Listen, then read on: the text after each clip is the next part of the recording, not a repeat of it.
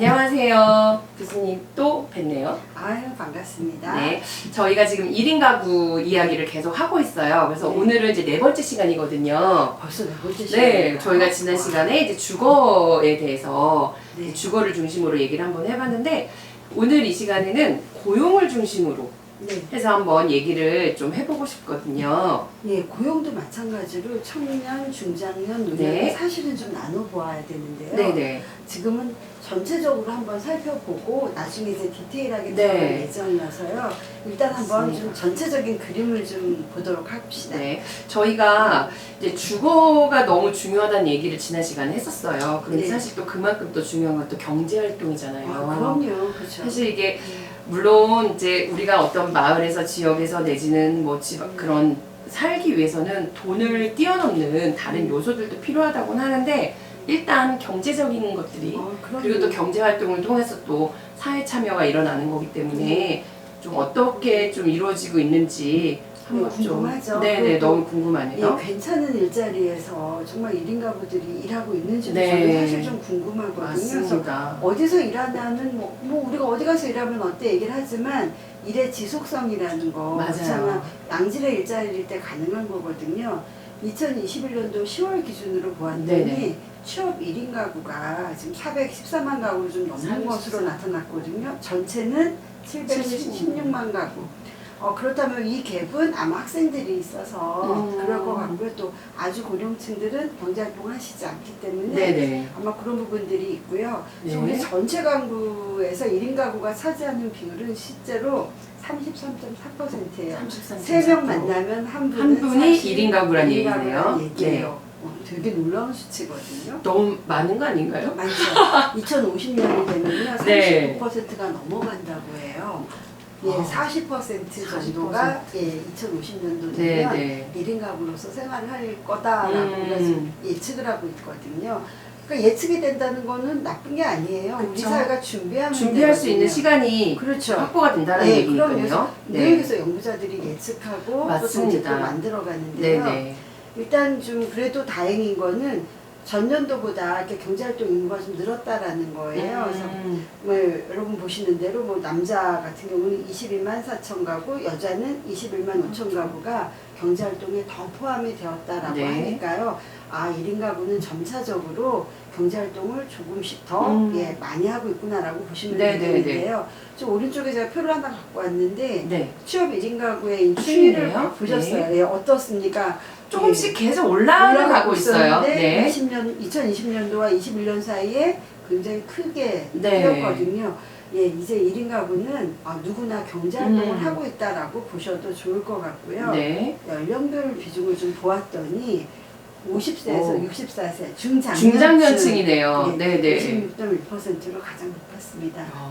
그러니까 중장년이 이제 드디어 1인 가구의 핵심으로 지금 떠오르고 있고요. 경제활동의 주체라는 거죠. 사실. 네네. 그리고 30대가 23.3%, 15세에서 네. 29세가 아무래도 학생이 많기 때문에 네네. 1인 가구는 많지만 여전히 경제활동은 좀 낮다라고 네네. 볼 수 있을 것 같아요. 그래도 전년 대비 계속 증가는 하고 있네요. 계속 증가하고 네. 있죠. 그래서 앞으로 1인 가구의 가구 수도 늘 거고 경제활동을 하는 인구 수도 늘 거기 때문에 우리가 정말 관심을 꼭 가지고 살펴보아야 될 것 같습니다. 네. 그렇다면 어디서 근무하는지도 좀 궁금하잖아요. 너무 궁금해요. 근데 지금 산업별로 나눈 거예요. 네. 직업별이 아니라는 네. 거예요. 전체 산업으로 한번 나눠보니까 서비스업? 개인, 공공서비스업 쪽에 40.9%. 개인이라는 거는 자영업을 얘기하는 자영업이죠. 걸까요? 그렇죠. 예. 사업은 이제 말하면 기업이 이제 네, 포함이 법인이라는 되는 거고요. 걸 그렇죠. 이제. 예. 네. 그리고 공공서비스업 쪽까지 해서 40.9% 정도가 이쪽 산업에서 근무를 하고 있었고요. 도소매, 숙박, 음식점업 이런 것들이 네네. 이제 19%, 나머지는 이제 광, 제조업 순으로 나타났습니다. 이게 보시면은 취업 1인 가구랑 전체 취업자랑 한번 비교를 해볼 네네. 필요가 있잖아요. 근데 좀 거의 예, 비슷하게 비슷하죠. 가고 있는 것 같아요. 예, 네. 크게 차이는 없는 것 같아요. 네네. 예, 그래서 이런 부분들이 1인 가구라서 특별한 분야에서 특별히 많이 존재한다라고 볼 수는 없다라는 거죠. 네네. 예, 예. 이런 것도 한번 비교표 재밌고요. 사실은 이제 2021년도 10월 기준으로 한번 어떤 분야에 그러면 아까는 산업별이었다고 하면 오늘 좀 직종별로 직업별로 한번 좀 살펴보았더니 역시 이제 전문가나 이쪽 전문직 관련 종사자가 23.4%로 가장 높았습니다. 그 다음 높은 거를 여러분이 보셔야 돼요. 단순 노무 종사자가 단순 노무 종사자라는 건 어떻게 이해를 하면 블루칼라라고 이야기하잖아요. 육체노동을 하시는 분들. 그래서 그리고 단순 기술직인 거죠. 전문 기술직이 아닌 부분에서 근무하시는 분들이 굉장히 많다는 그런데 교수님 단순 노무 종사자분들과 사무 종사자분들의 비율이 거의 같네요. 거의 비슷해요. 왜냐하면 20대 이제 여성 1인 가구들이 사무직에서도 종사를 많이 하세요. 그래서 이런 부분들은 나중에 아마 성별을 좀 보시면 단순 노무 종사자에는 사실은 이제 남성분들이 많으시고요. 성별로 볼 때 50대 여성분들도 많으세요. 그래서 이런 것들은 우리가 앞으로 조금 더 들어가서 좀 더 세부적으로 들어가야 되겠네요. 필요가 있습니다. 그래서 전체 취업자를 대비해서 보았을 때는 전문가나 관련 종사자 비중은 높았어요. 그래서 우리 전문 직종들이 이제 만혼과 이제 이혼이 많거든요. 이런 부분 그래서 1인 가구가 많은 건가요? 그렇죠. 이렇게 우리가 해석해 볼 수 있고요. 또 판매 종사자라든지 농립업 이쪽은 좀 또 비중이 낮았고요. 이런 부분들은 우리가 성별, 연령별로 좀 구체적으로 더 들여다볼 필요가 있겠다라는 거고요. 이제 이 부분이 또 좀 중요해요. 종사상 지위. 종사상 지위. 상용 근로자냐, 임시 일용직이냐. 근데 상용 근로자가 56%였고 임시 일용직이 24.6%, 비임금 근로자, 가족 내에서 왜 비임금으로 일하는 경우도 근데 이렇게 많아요? 네, 이렇게 많습니다. 그쵸? 생각보다 너무 많은데 거의 20%에 달하는데요? 저도 좀 놀랐어요. 그래서 이런 부분들도 우리가 한 번 좀 더 들어가서 봐야 될 것 같아요. 그래서 우리가 전체 통계를 보면요, 연구 주제가 나와요. 사실은 조금 더 들어가 봐야 되겠다. 이 비임금 근로자가 이렇게 높다라는 거는 일을 하지만 급여를 받지 못하고 있는 상황들인 거거든요. 거의 집에서 그냥 우리 가족 사업 하니까 가족 기업들 그런데 월급을 안 받고 이런 경우들이 발생한다는 거죠. 그리고 전체 취업 대비를 보니까 임시 일용직 상용 비중은 높은데 비임금 근로자 비중은 좀 낮았습니다. 그러니까 아무래도 그렇죠. 가족을 이루지 않았기 때문에 취업했다고는 생각하지 않을 것 같아요. 그렇죠. 그래서 이런 부분들은 우리가 이제 연구자들이 이런 부분들을 좀 더 고민해야 된다는 거죠. 왜 이런 답변이 나왔을까? 어떤 노동 상황이 있을까? 1인 가구면서 비임금 근로자들은 어떤 생활을 하고 있는지 부모님의 일을 도와준다거나 뭐 이제 이런 것들을 한번 우리가 좀 구체적으로 살펴볼 필요가 있을 것 같습니다. 그래서 통계 중에 이런 전체적인 통계들은요, 우리에게 많은 질문을 줘요. 사실 대답을 주는 게 아니고요. 그래서 저희가 이런 것들을 통해서 그렇다면 우리 사회를 좀 어떻게 더 들여다보고 어떤 부분에 정책을 더 만들어가야 되고 그러니까 사람을 이해하게 해준다라는 거죠. 통계는 사실. 사실 이제 저희가 이제 교수님과 함께 또 1인 가구 이야기를 하면서 저희가 계속 통계청의 자료들을 계속 가져와서 보고 있잖아요. 근데 정말 보다 보면 제가 사실 원래 통계를 너무 싫어해가지고 제가 그런 거 잘 안 봤는데 요즘은 어쩔 수 없이 저도 이제 강의 준비하고 또 이렇게 뭐 하다 보면은 계속 그 통계청을 들어갈 수밖에 없는 상황이더라고요. 그리고 이제 인구의 변화와 통계는 굉장히 밀접하거든요. 그래서 인구의 변화가 사실 많은 것들을 가져와요. 고령화도 인구 변화의 문제고요. 맞습니다. 저출산 문제도 마찬가지예요. 그래서 우리 고령화와 저출산이 동시에 왔기 때문에 우리 사회가 지금 휘청휘청 준비 안 된 부분들이 너무 많거든요. 너무 빨라요, 우리나라는. 그래서 우리가 끊임없이 이 통계 작업은 해야 되고요. 통계를 믿는 것이 아니라 통계와 통계 사이의 행간을 캐치해내야 된다는 것은 그 안에 인간의 삶을 우리가 어떻게 들여다보고 개입할 것인지를 고민해야 된다는 거죠. 오늘 고용 얘기하면서 이제 취업 시간 얘기를 안 할 수가 없습니다. 69시간 그런 적이 있었는데 무슨 일이고 이게 무슨 일이고 지금 주 4일 근무 얘기가 나오고 있는 상황에서 갑자기 69시간 얘기와 옛날에는 120 몇 시간 얘기까지 나왔었다 보니까 안 됩니다. 어떻게 하라는 겁니까? 취업 시간에 대해서 우리가 좀 고민할 필요가 있는데요. 사실은 제가 표를 하나 갖고 왔잖아요. 우리나라 계속 떨어지고 있어요. 주당 평균 취업 시간은 떨어지고 있습니다. 그래서 아마도 좀 정책을 지금 만들고 정치하시는 분들이 뭔가 착각을 하고 계신 게 아닐까 싶은데요. 안 보시는 거예요, 이 통계를. 공부를 할 필요가 있는 거죠.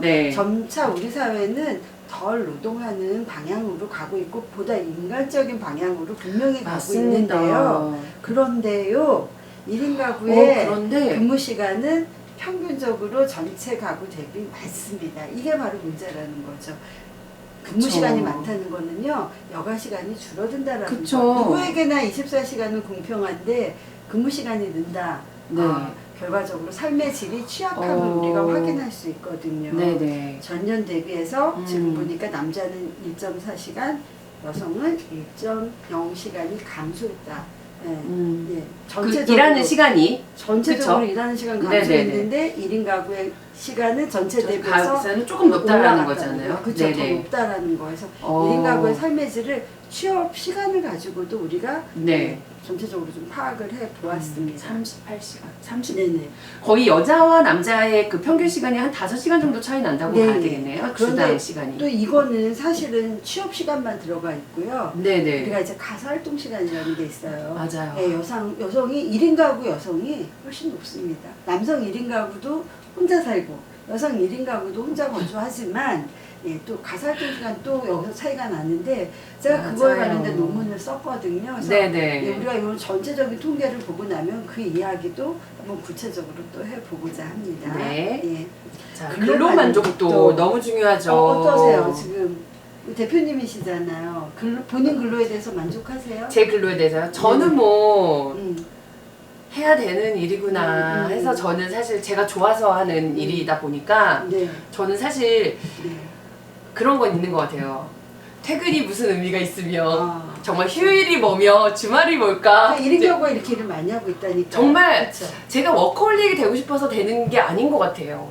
1인 가구이기 때문에 네. 조금 더 시간을 일에 또 투자하기도 맞아요. 하고 예, 또 어쩔 수 없이 하기도 하고 그러는데요. 네네. 저는 이제 2인 가구잖아 아직까지. 네. 예, 아직까지라고 생각을 아직까지. 하는데, 예, 아무래도 2인 가구다 보니까 이제 집에 배우자가 있고 조금 시간을 근무 시간을 좀 줄여야겠다라는 생각을 하게 아니, 같이 되잖아요. 이렇게 가족과 같이 이렇게 지내다 보면은 어쨌든 그 가족과의 시간이 또 그럼요. 필요하게 되니까 맞아요. 어느 정도 또 그 일에 대한 시간도 조정은 할 수 있을 것 같거든요. 근데 좀 맞아요. 전에 말씀하신 것처럼 아무래도 이제 혼자 있다 보니까 이제 계속 집중할 수 있는 시간도 있고 하다 보니까 그쵸. 또 이제 계속 집에 가서도 습관적으로 노트북을 켜고 또 그치, 일을 하고 일하고. 있고 이제 그렇죠. 이렇게 되더라고요. 맞아요. 그래서 아까 1인 가구 시간이 1인 가구의 그 근무 시간이 그쵸. 길다라는 거? 예, 예. 딱 저는 뭐 맞네요. 맞습니다. 너무 근로, 많아요. 예, 근로 만족도도 마찬가지예요. 지금 보니까 21년 임금 근로자의 1인 가구가 다니는 직장의 전반적인 일자리 만족도는 31.9% 정도로 네네. 그러니까 좀 만족한다라고 나타난 거죠. 네. 그렇다면 전체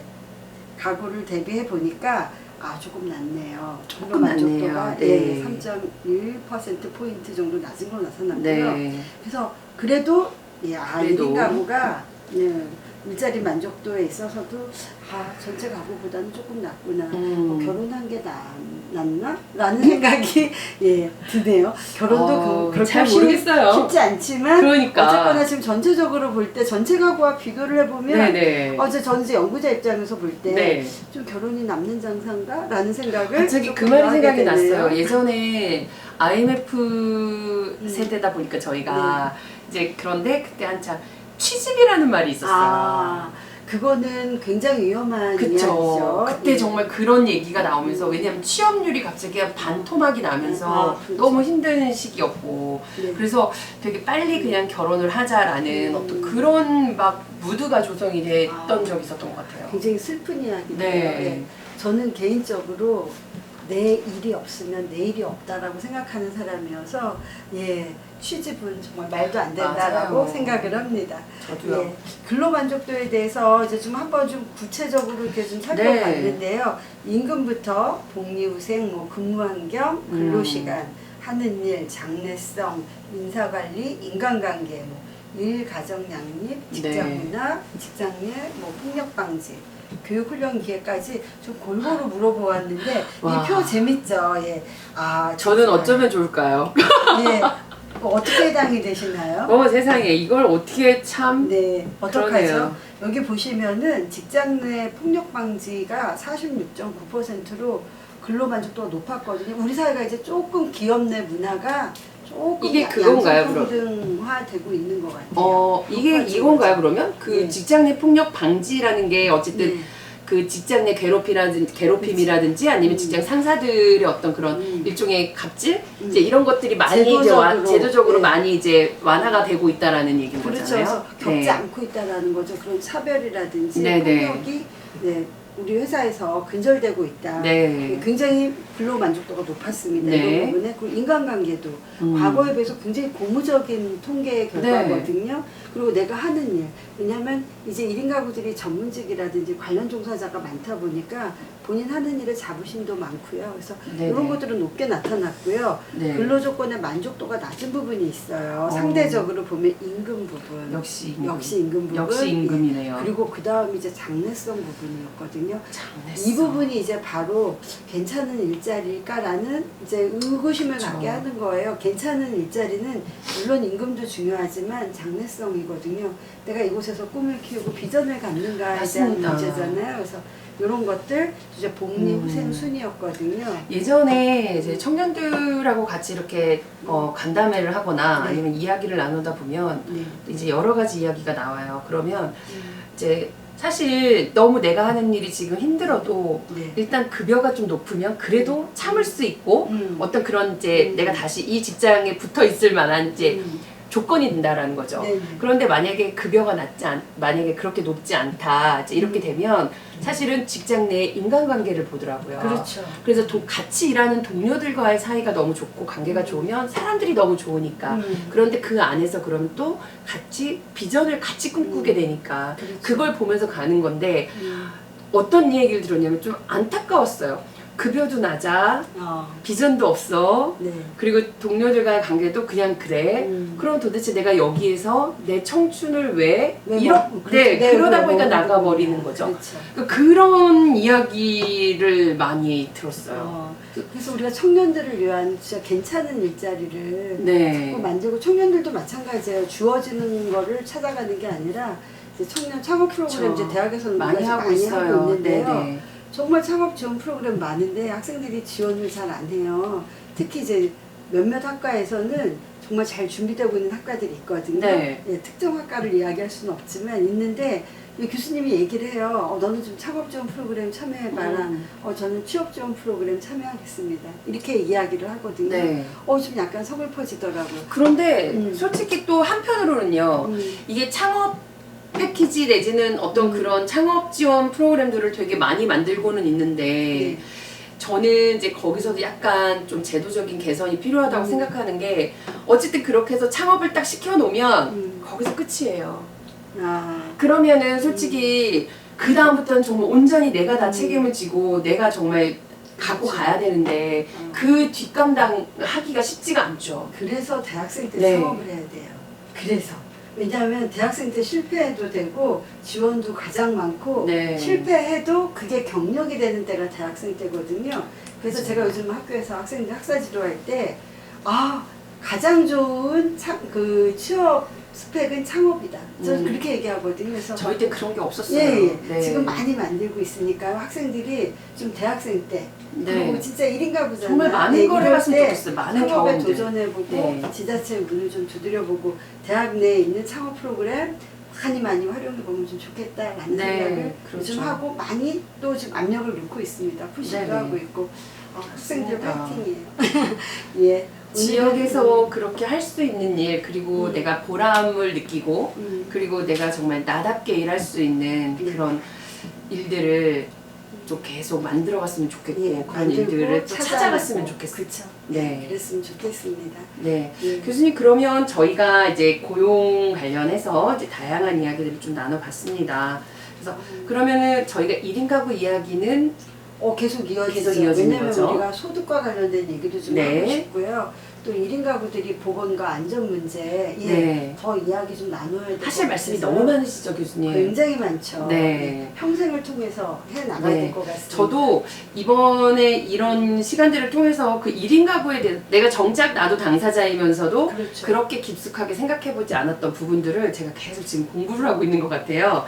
네. 우리 지역에 맞게 또 고민해보는 그런 시간들도 또 되면 좋겠습니다. 네. 그러면 다음 시간에도 또 1인 가구 이야기 또 들려주실 주실 거죠? 네. 네, 그럼 여러분 저희 오늘은 여기까지 하도록 하겠습니다. 감사합니다. 감사합니다.